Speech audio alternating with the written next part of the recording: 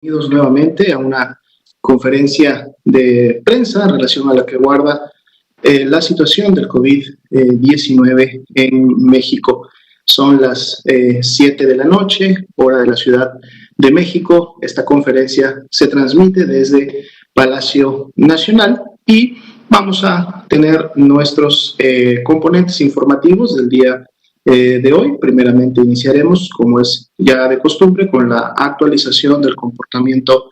epidémico, tanto de la carga de enfermedad como el comportamiento de la ocupación hospitalaria, y luego presentaremos el avance que continúa teniendo la campaña nacional de vacunación contra el virus SARS-CoV-2. Vamos entonces a iniciar con nuestra primera diapositiva. La estamos viendo de seguro ya en pantalla. Son estas dos curvas que ustedes ya conocen muy bien. La primera de ellas, la de color azul, en la cual representamos y podemos evidenciar el comportamiento de la epidemia de COVID-19 en el país desde sus inicios. La segunda, la de color verde, son el número de personas que se ha recuperado, es decir, han sanado de la enfermedad de COVID-19. En la primera de ellas, que es precisamente la del comportamiento epidémico, al día de hoy podemos ver representadas estas más de 2.323.000 personas que se consideran son casos ya de COVID-19 en base al sistema de vigilancia epidemiológica y específicamente el sistema informático que es el SISBER, en donde todas las unidades del país pueden notificar y confirmar los casos de la enfermedad cuando las personas obviamente demandan atención médica por presentar los signos y síntomas que todos ya conocemos. Como pueden ustedes ver, el día de hoy estamos ya graficando la semana epidemiológica número 8 de este año. Hoy domingo abre la semana o inicia la semana número 10 del año, pero como lo hemos siempre comentado en conferencias previas, estamos graficando y presentando lo ocurrido hasta hace 2 semanas para efectos de no tener sesgos en función de la notificación, el diagnóstico o la confirmación de los casos que pudieran hacernos pensar que el comportamiento pudiera ser diferente de lo que realmente está ocurriendo. Entonces, pero sí abrimos el día de hoy, ayer presentábamos hasta la semana 7, hoy abrimos la semana ya número 8 en la gráfica y lo que podemos ver es que continuamos con la tendencia descendente, que para esta semana serían ya 7 semanas continuas de tendencia descendente y específicamente para las últimas 2, es decir, para la semana o entre la semana 7 y la 8, pues este descenso es de un menos 16%. Esto continúa obviamente reafirmando el descenso en la cantidad de casos, por lo tanto el descenso de contagios que hemos estado teniendo en estas últimas semanas. Y bueno, podemos ver que al menos en el nivel o punto que estamos abriendo la gráfica el día de hoy, pues estamos prácticamente emulando similar al comportamiento que tuvimos el año pasado a mediados de septiembre, que fue cuando tuvimos la disminución más baja desde que inició la epidemia. Obviamente, de mantenerse esta tendencia y este comportamiento durante toda esta semana, pudiera haber la expectativa que la próxima semana pudiéramos entonces lograr el nivel más bajo hasta el momento de la epidemia. Pero, obviamente, para que esto suceda, requerirá de que todos sigamos sumando esfuerzos, sigamos aplicando las medidas de prevención para la COVID-19 y haciendo, obviamente,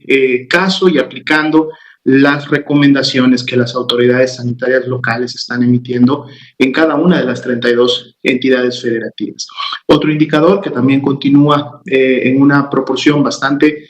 baja, y lo tenemos así ya prácticamente desde hace 2 semanas y media, es el de casos activos estimados, es decir, de ese gran total de casos que hasta el momento se han confirmado, solo un 2% corresponden a la epidemia activa, es decir, las personas que en los últimos 14 días han enfermado y que por lo tanto pues pueden continuar transmitiendo la COVID-19. Son 48.386 la que tienen esta característica. Y también noche con noche hacemos el contraste contra aquellas personas que también en este momento ya tienen esquemas completos de vacunación, por lo que estamos esperando que ya la gran mayoría de ellas y una pequeña parte que se vacunó en las últimas 2 semanas pudieran en las siguientes semanas, pues obviamente ya haber logrado la inmunidad que la vacuna tiene como objetivo producir en las personas que las reciben, y por lo tanto estas 603.636 personas hasta el momento ya con esquemas completos, pues estaríamos esperando que no pudieran enfermar de COVID en siguientes meses. Así también para el día de hoy, como decíamos en la curva de color verde, actualizamos más de 1.670.000 personas que felizmente pudieron recuperarse de la enfermedad, sanaron de la misma, y obviamente también vemos ese comportamiento histórico. Así como el COVID leve y el COVID moderado puede atenderse de manera ambulatoria, inclusive en el domicilio de las personas, la gran mayoría de ellas solo con tratamiento sintomático, también tenemos la presentación de lo que es COVID grave y COVID crítico. Un 20% al menos puede desarrollar COVID grave, y dentro de este 20% otra proporción COVID crítico. Y precisamente el COVID crítico es el que genera las principales complicaciones que también pueden llevar lamentablemente a las personas a perder la vida a consecuencia de las mismas. Para el día de hoy son 190.604 las personas que lamentablemente han fallecido precisamente a consecuencia de estas complicaciones. Si vemos nuestra siguiente diapositiva, en donde vemos la ocupación nacional, pero además en la gráfica, en la forma que tienen las curvas, el comportamiento de cómo se está llevando a cabo día con día estas hospitalizaciones, vemos obviamente con agrado que continuamos con un descenso también para el día de hoy. Y para el día de hoy, en comparación al día de ayer, cuando vemos la media nacional, esta ocupación nacional de todos los tipos de camas, tenemos una disminución de 2 puntos porcentuales, situándose entonces la ocupación nacional en un 27%. Y podemos ver en la gráfica claramente cómo continúa también marcándose esta tendencia descendente en la ocupación, y estamos también prontos a poder en su momento alcanzar las ocupaciones mínimas que tuvimos en los meses de septiembre, después del primer acné, primera ola, primer pico, como ustedes gusten interpretar a la primera curva. Si vemos en la siguiente diapositiva, vamos a enfocarnos dentro de ese gran grupo de ocupación nacional a las camas que están destinadas para hospitalización general. Ya tenemos muchas semanas en donde no hemos tenido entidades federativas que tengan una ocupación superior al 70%, y el día de hoy tenemos solamente una entidad entre el rango de ocupación entre el 69 y el 50%, y la entidad que precisamente salió de este rango y se incorpora a las 31 entidades que tienen menos de un 50% de ocupación es precisamente la Ciudad de México. La Ciudad de México tiene un 49% de ocupación reportada en las últimas 24 horas para camas generales, y obviamente entonces esto la pone dentro de este grupo que tiene más de la mitad de sus camas disponibles. Y podemos ver cómo a nivel nacional ocurre una disminución de 1 punto porcentual, situando esta ocupación nacional en un 27% para las camas generales. Eso quiere decir 22.906 camas disponibles. Si vemos la siguiente diapositiva, las camas con ventilador para los pacientes más críticos, aquí seguimos todavía teniendo una entidad federativa, en este caso la Ciudad de México, en este rango entre 69 y 50%, pero veamos cómo para el día de hoy la Ciudad de México se está acercando cada vez más a poder disminuir su ocupación por debajo del 50%. Hoy día aparece con tan solo un 51%. Entonces esto obviamente la sitúa en una buena perspectiva que en siguientes días pudiera inclusive también dejar este grupo y unirse a las 31 entidades federativas que el día de hoy sí tienen menos del 50% de ocupación. Vemos precisamente cómo a nivel nacional la ocupación de camas con ventilador también disminuyó 2 puntos porcentuales, lo cual entonces ahora también sitúa este indicador por debajo del 30%, que es el mejor rango de seguridad, teniendo específicamente un 29%. En números por cama son 7.692 las camas con ventilador que están disponibles el día de hoy en México para poder atender a los pacientes más críticos. Vamos a ver ahora el otro componente informativo, que es el avance diario de la Estrategia Nacional de Vacunación. Si nos permiten la siguiente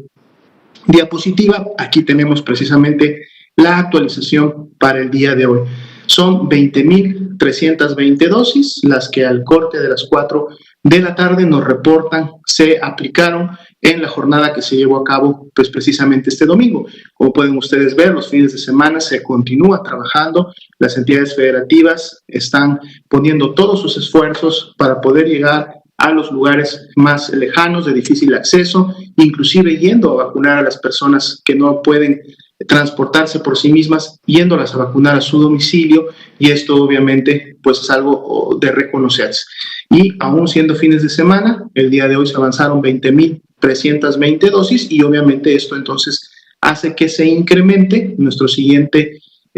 dato de la siguiente diapositiva, en donde vemos precisamente la carga acumulada, el avance acumulado de las dosis hasta el momento aplicadas, que para hoy suman 2.793.106 dosis hasta el momento aplicadas, y vemos cómo el comportamiento de esa curva de dosis acumuladas pues continúa todavía teniendo una tendencia ascendente, y esperamos que sí se mantenga en función de las dosis que se van a estar aplicando durante esta semana que apenas inicia. Si nos comparten la siguiente diapositiva, actualizamos también entonces el desagregado de esa totalidad de dosis entre los diferentes grupos que hasta el momento las han recibido. Para efectos de personal de salud todavía vemos unos ligeros incrementos en lo que se refiere a la primera dosis, porque se continúa avanzando y cubriendo con la meta, el objetivo de llegar a este 100% del personal trabajadores de la salud de primera línea. Decíamos, algunas entidades inclusive ya lograron ese objetivo y empezaron ahora con trabajadores de la salud de segunda línea, y hasta el día de hoy son 802.211 los trabajadores de la salud que han recibido al menos ya la primera dosis, y el 73% de todos ellos, es decir, 586.207, recibieron ya la segunda dosis y por lo tanto tienen ya el esquema completo de vacunación. Recordamos siempre que también el personal o los trabajadores de la educación del estado de Campeche recibieron 17.463 dosis, y el 99% de ellos, 17.429, también ya recibieron su segunda dosis y por lo tanto tienen su esquema completo. ¿Cómo va el avance de las personas adultas mayores de 60 años y más para el día de hoy? El actualizado es de 1.370.116, y obviamente este grupo que conforman la etapa 2 de esta Estrategia Nacional de Vacunación es la que veremos en siguientes días pueda seguir incrementándose, y de seguro en 1 o 2 semanas más aproximadamente empezaremos también a ver el avance de segundas dosis y por lo tanto los esquemas completos que se estarán aplicando en función de las personas adultas mayores que ya en semanas pasadas hubieran recibido hace algunas 2 semanas al menos su primera dosis.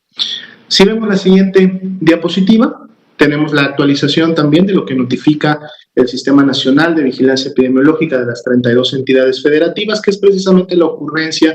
de los eventos supuestamente asociados a vacunación e inmunización, que son manifestaciones, son signos o síntomas que las personas que reciben la vacuna pueden desarrollar a consecuencia, en la gran mayoría de los casos, precisamente por la aplicación del biológico en su organismo. Como podemos ver, precisamente de esas 11.012 ESAVIS que hasta el día de hoy se han reportado, en menos del 1% tienen una clasificación de ser ESAVIS graves y que por lo tanto hayan requerido de una atención hospitalaria. De hecho, de esos 68 casos de ESAVIS clasificados como grave, solamente 19 se mantienen en este momento bajo observación para, obviamente, completar todos los estudios clínicos y de imagenología y de laboratorio que se realizan para poder a su vez también contribuir no solo a la atención de la persona y que ésta se recupere y egrese por mejoría, sino también a la información que se genera para poder dictaminar y en su caso poder buscar obviamente si existe o no una causalidad con la aplicación de la vacuna. De ahí importante que el nombre de lo que se clasifica y reporta es precisamente evento supuestamente atribuible, es decir, en este momento todavía no se conoce si efectivamente fue la vacuna la que causó esa ave gravi. Esto viene posterior a una dictaminación. Pueden ustedes también encontrar la información actualizada en los diferentes recuadros de cómo se han distribuido, por ejemplo, la totalidad de los ESAVIS para cada una de las vacunas, y en las tablas de la parte inferior pueden ustedes encontrar cómo se han distribuido los 68 ESAVIS que fueron clasificados como graves por tipo de vacuna, por sexo, por el estado actual en donde se encuentran hospitalizadas estas 19 personas, y así también la totalidad por cada una de las entidades federativas. Esto lo estamos actualizando diariamente para que ustedes siempre tengan la información, y seguimos destacando la proporción que ha significado la ocurrencia de los ESAVIS en relación a la totalidad de dosis hasta el momento aplicadas, la cual pues es una proporción bastante baja, solo 0.4%, y podemos ver que esta se ha mantenido de una manera estable, de una manera constante, independientemente que las vacunas han continuado incrementando en su aplicación pues día con día. En la siguiente diapositiva recordamos que hasta el momento han llegado ya al territorio mexicano 4.691.775 dosis en los 4 tipos diferentes de vacuna y 4 marcas de 4 fabricantes diferentes de las mismas, recordando que precisamente esto es el resultado y ya la materialización de un esfuerzo que inició desde mediados del año pasado, cuando se empezó a dar un seguimiento por parte de las diferentes dependencias federales de gobierno de México del desarrollo de las diferentes farmacéuticas que estaban en ese momento, obviamente, en sus fases iniciales de manufactura y también de ensayos clínicos. Esa actuación temprana que tuvo el gobierno mexicano permitió que tan oportuno como fue diciembre del año pasado se pudieran tener las primeras dosis de vacuna, y a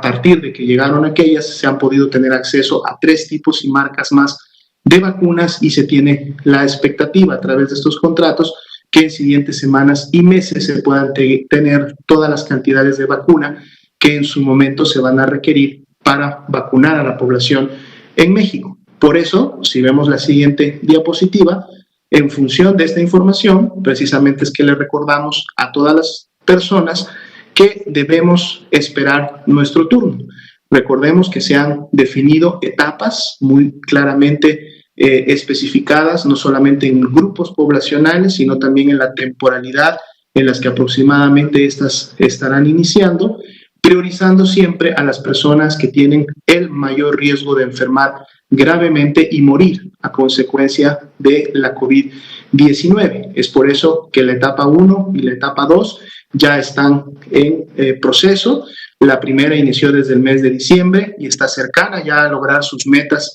del 100%. La segunda etapa inició en el mes de febrero y es la que estará realizándose durante todo este mes y el siguiente mes, esperando poder llegar a cubrir, obviamente, la totalidad de un poco menos de 15 millones de adultos mayores de 60 años o más, con quienes al momento de realizar esta cobertura esperamos que el impacto en la disminución de la mortalidad por COVID-19 sea el mejor y el más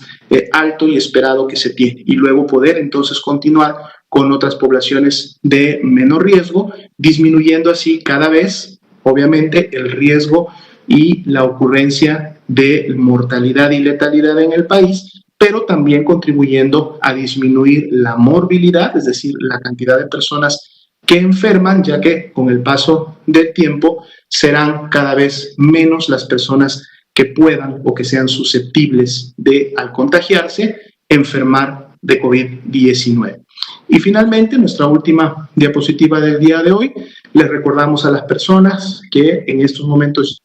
ya están en su turno de poder vacunarse, que cuando acudan a los puntos de vacunación, a los módulos a donde son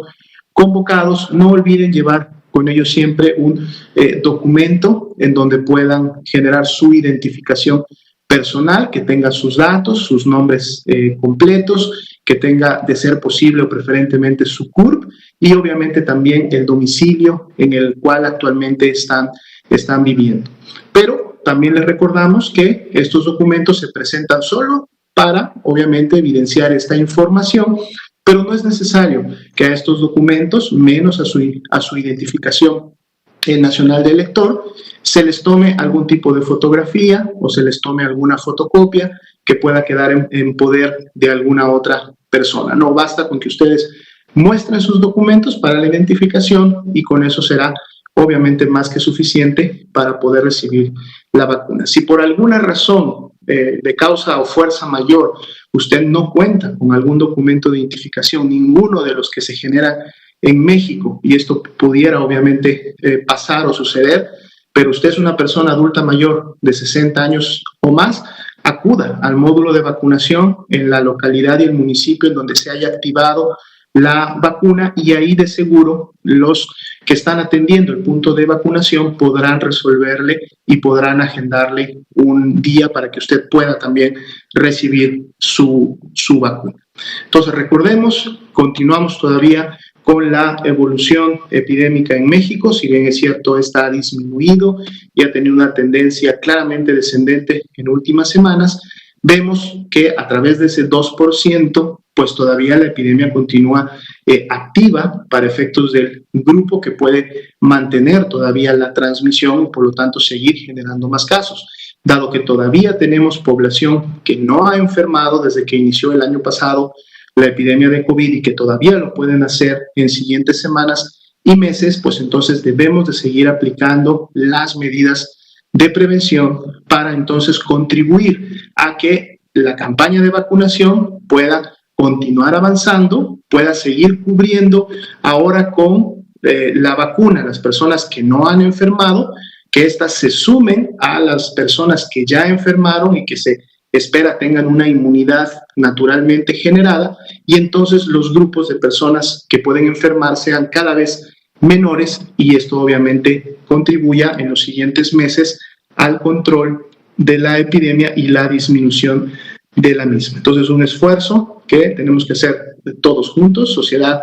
y gobierno, para poder lograr los objetivos pues, que hasta el momento se han planteado. Bien, esta sería la información para esta noche. Vemos que tenemos dos compañeros de los medios de comunicación en la sala. Entonces, por favor, le pediría a las personas que están en transmisión que nos ayuden a acercarle un micrófono. Por favor, adelante. Sí, muy buenas noches. Ya para que me ponga en pie. Juan Hernández, del periódico Basta, de Grupo Cantón. Serían dos preguntas precisamente hablando precisamente del Día Internacional de la Mujer. Si nos podría, por favor, compartir de esto ahorita, de lo que va de la pandemia, ¿cuántas mujeres han fallecido precisamente por COVID? ¿Cuáles han sido las comorbilidades que han presentado? Si han presentado, por decirlo, problemas cardíacos, han presentado hipertensión, obesidad, o sea, ¿qué otro tipo de problemáticas diabetes han presentado? Y en el caso también del día de mañana, ¿qué está preparando precisamente la Secretaría de Salud, precisamente de esta conferencia diaria, referente al Día Internacional de la Mujer? Gracias. Cómo no, con mucho gusto. Como hemos podido ver en las ocasiones en que hemos actualizado los diferentes productos informativos en relación a la distribución precisamente por sexo de la afectación, para efectos de la carga de enfermedad, es decir, personas que se contagian y enferman, realmente no ha habido una diferencia importante. Es decir, dependiendo del corte de cada una de las semanas, a veces pueden ser los hombres que tienen un porcentaje mayor y en varias otras semanas han sido las mujeres, pero básicamente siempre ha habido un balance en esta ocurrencia. Donde sí hemos visto una diferencia importante, que inclusive ha llegado a ser o llegó a ser en algún punto de la epidemia hasta de un 65% para los hombres y en donde obviamente teníamos menos mujeres que fallecían. Para efectos de las causas que producen las defunciones y hablando precisamente de estos factores de riesgo y estas comorbilidades, pues obviamente para efectos de sexo tenemos una distribución bastante similar, es decir, la presencia de obesidad y sobrepeso, la presencia y sus frecuencias correspondientes de diabetes y de hipertensión también están presentes de forma importantes en este grupo poblacional, si las definimos o las agrupamos por sexo, ¿no? Sin embargo, sí ha sido un porcentaje menor el que hemos observado en mujeres, siendo realmente los hombres los que han presentado al menos una frecuencia mayor en lo que se refiere a las defunciones que lamentablemente hasta el momento se han llevado a cabo, ¿no? No tengo en este momento una información de algún, programa especial que estuviera desarrollándose, preparándose para el día de mañana, pero obviamente, como se ha hecho siempre en ocasiones anteriores y cuando se tienen días internacionales en donde hay que recordar alguna información especial para la población de relevancia, de hacer un llamado, como lo será de seguro el día de mañana 8 de marzo, pues en su momento y mañana mismo en la conferencia se estarán presentando estos elementos.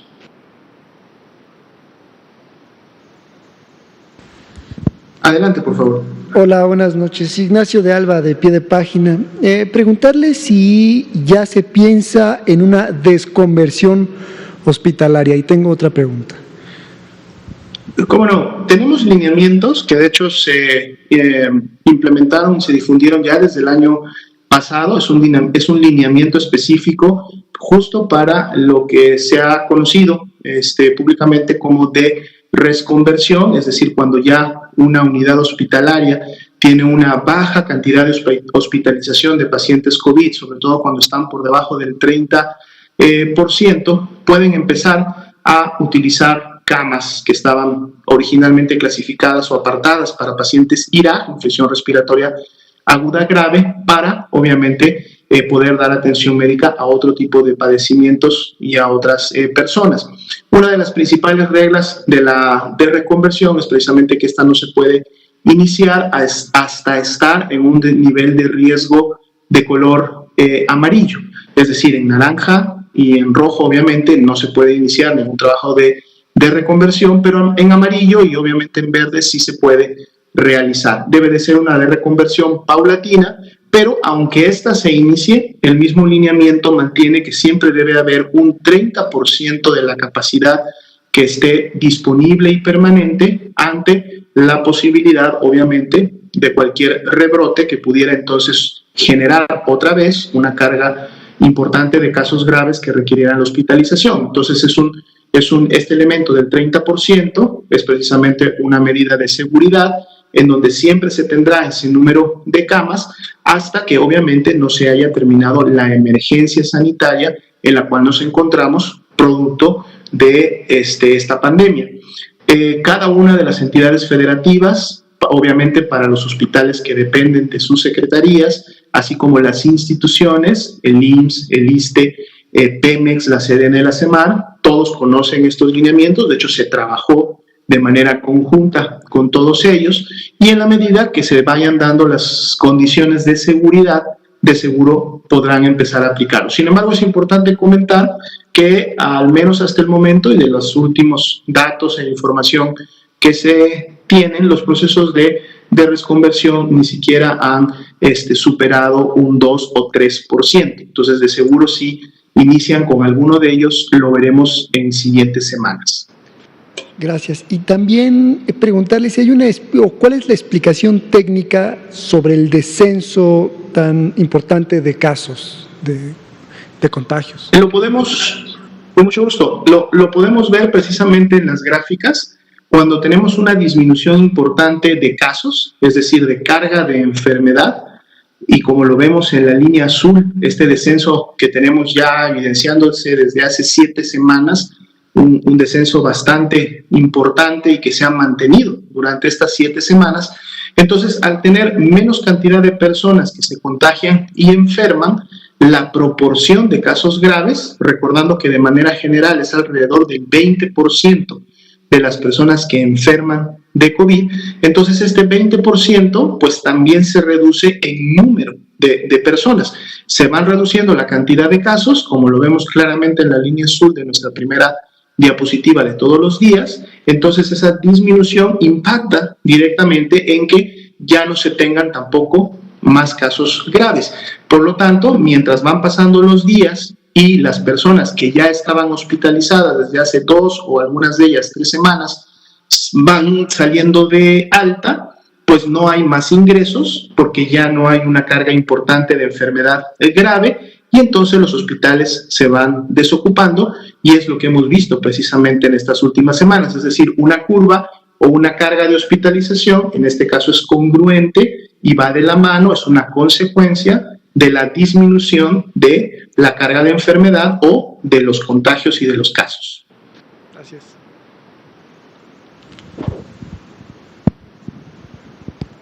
Adelante, por favor. Pero precisamente refiriéndose a este tema de la desconversión hospitalaria y de acuerdo al semáforo que estamos viendo, ¿cuáles serían cuántos estados estaríamos hablando que probablemente ya estarían iniciando esta desconversión y redesconversión, como se le llame, y sobre todo en qué tiempo estaríamos hablando? A lo mejor no sé, ya para mayo, para abril, más o menos, porque va la tendencia, va a la baja precisamente estas hospitalizaciones, y bueno, obviamente hay otras enfermedades que requieren de atención, estamos hablando de diálisis, estamos hablando de gente con cáncer, gente que necesita sus tratamientos de diabetes, operaciones, etcétera, ¿no? Que de alguna manera en algunos centros hospitalarios, no en todos, pero sí en algunos, sí las han ido relegando estos por ejemplo, en el caso de operaciones, las han ido reprogramando. Entonces, ¿cuándo podríamos ya hablar de este gran paso? Sí, cómo no. Esta es una actividad dinámica que obviamente ocurre en el nivel muy local, es decir, ocurre a nivel de unidad hospitalaria. Como comentaba, el lineamiento no permite iniciar la reconversión hasta que una entidad está en un nivel de riesgo medio, o que es el color amarillo. Por lo tanto, las únicas entidades que pudieran en su momento empezar a pensar en aplicar este lineamiento serían las 21 entidades, 19 que están actualmente en amarillo, 2 que se encuentran en verde, son las que podrían empezar a aplicar este lineamiento. Sin embargo, esto también depende obviamente de cada unidad. Cuando nosotros hablamos de los porcentajes de ocupación, llegamos hasta un nivel subnacional que es de la entidad federativa, pero también se tiene la información para cada municipio, para cada localidad y para cada unidad médica. Entonces, aquí es importante y es parte también de lo que el lineamiento en su momento genera como protocolos y como activación. No es lo mismo, obviamente, tener un hospital general, a lo mejor estatal, ubicado en una ciudad capital, en donde cuenta con 150 o 200 camas, y por lo tanto el 30% de esto puede ser suficiente para tener un nivel de respaldo, de resguardo para los pacientes con IRA, que a lo mejor una unidad médica que se encuentra en una ciudad mediana o pequeña, en donde a lo mejor lo único que tiene disponible para efectos de todas las hospitalizaciones son 20 y 30 camas, y que por lo tanto dejar estas 10 camas disponibles para revirar pudiera significar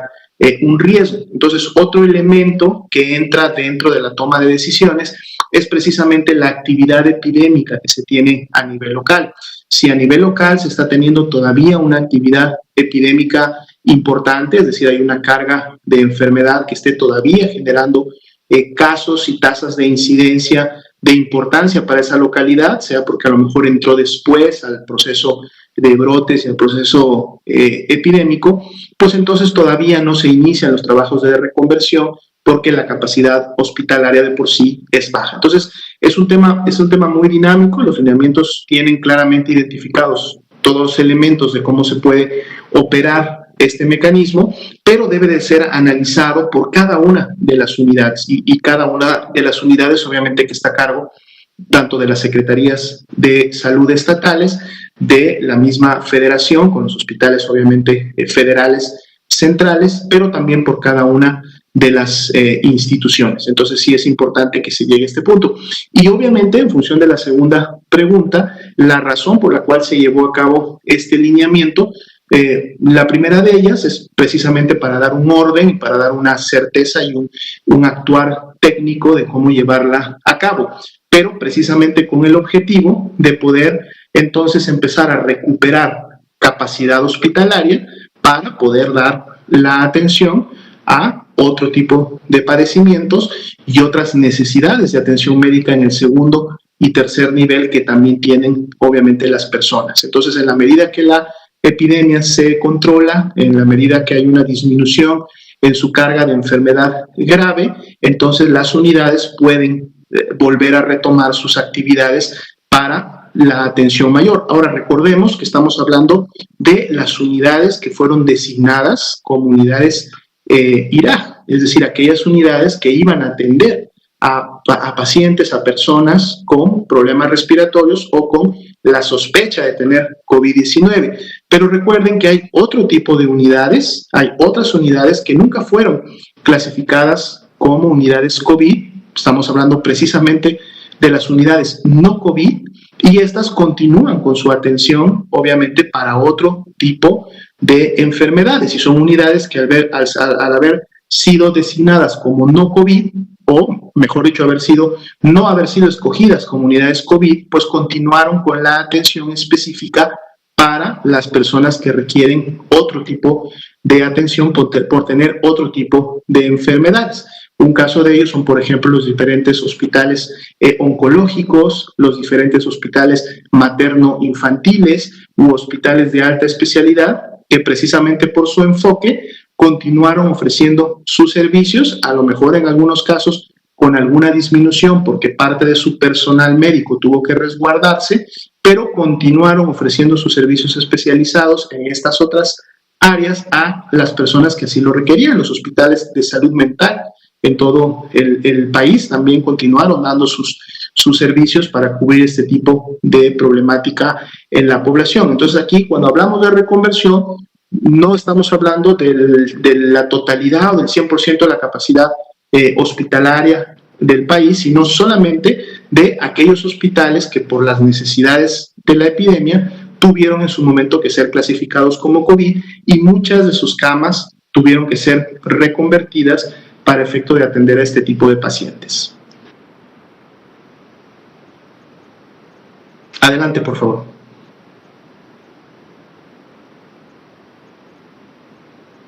Bien, ustedes me avisan si no tendríamos entonces ya más preguntas para el día de hoy.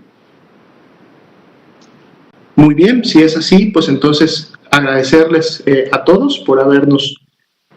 sintonizado, por haber atendido esta conferencia, por mantenerse informado de cuál es la situación y cuál es el comportamiento de la epidemia. Esto es muy importante porque a través de toda esta información es que obviamente contribuye a que nosotros en lo individual, en lo familiar, en la comunidad podamos estar tomando decisiones para contribuir precisamente al control epidémico. Estemos muy atentos a las recomendaciones que nos realizan nuestras autoridades sanitarias locales, en los niveles estatales, en los niveles municipales. Ellos obviamente tienen el día a día también de lo que está ocurriendo en cada una de nuestras ciudades, en nuestras localidades donde vivimos y por lo tanto tienen una mejor precisión cuando emiten una recomendación, ya sea que esta vaya